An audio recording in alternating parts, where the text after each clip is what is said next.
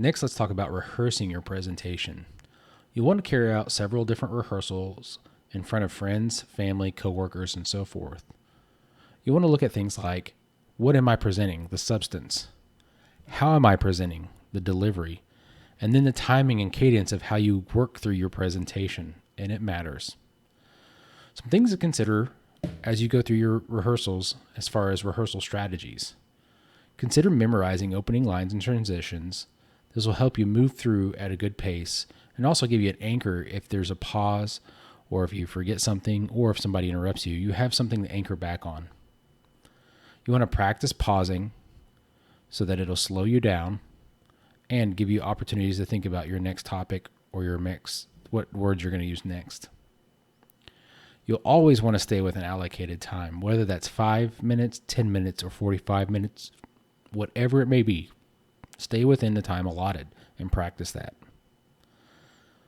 Finally, before you actually go through your presentation, you'll want to check out the room where you're giving your presentation. This will allow you to look at things like where you're going to stand in the room, where's the technology in the room, what's the lighting situation, and so forth. From there, you can have a better game plan of how you'll present when your time comes. Practicing your presentation and understanding where and how you're going to give your presentation will help you be successful. It'll help you overcome things like stage fright, handling of questions that are difficult or unknown, and even beginning the presentation on a good footing.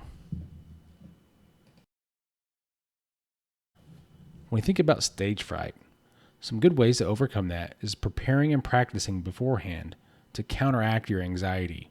The more you practice, the more you understand and know how things should go, and you can go forward with that even during stage fright. You should watch and learn from others who present. See how they handle their presentations. See how they handle crowd interactions, whether that be through the presentation or at the end with questions. Practice in front of people. Practice looking at things that'll anchor you away from being frightened for stage fright. Sometimes I like to look at the people's foreheads, and this is just to keep me from making eye contact and getting nervous. It still looks like you're looking at them, but you're really not focusing on anything serious. You're looking at a forehead or a hairline or whatever that may be. Some people talk about looking at noses as well. Make sure that you look at your voice and your breathing exercises beforehand. So think about how you sound, whether it's calm or a little bit more upbeat depending on your presentation. And make sure you do good breathing exercise before and during your presentation.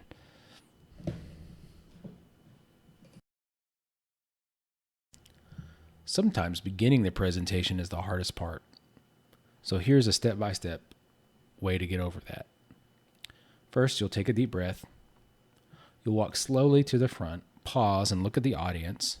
Again, I like to look at foreheads, hairlines. You can look at noses.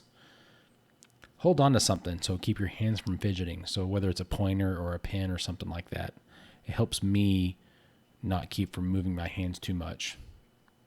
Remember to breathe normally and take pauses, and focus on your audience, not your notes.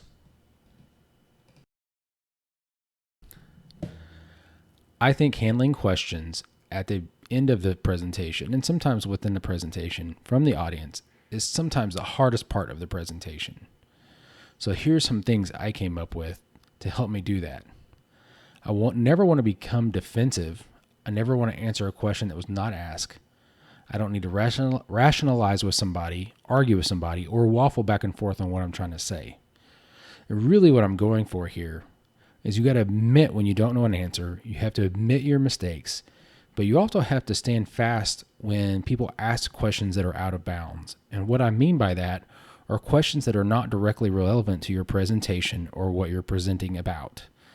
So if I'm presenting about stickers and how sticky stickers are, and then somebody asks me about the color of the sky, that's not relevant to my presentation. I can say, well, that's not relevant to this presentation, but I can talk to you personally about that, right? So if it's not relevant, be sure to admit that and state that and just move on, and that's okay. If they ask you a question that you didn't consider, that you should have, just say, that's something I should have considered for this, and I'll look more into that in a future study, and I appreciate that.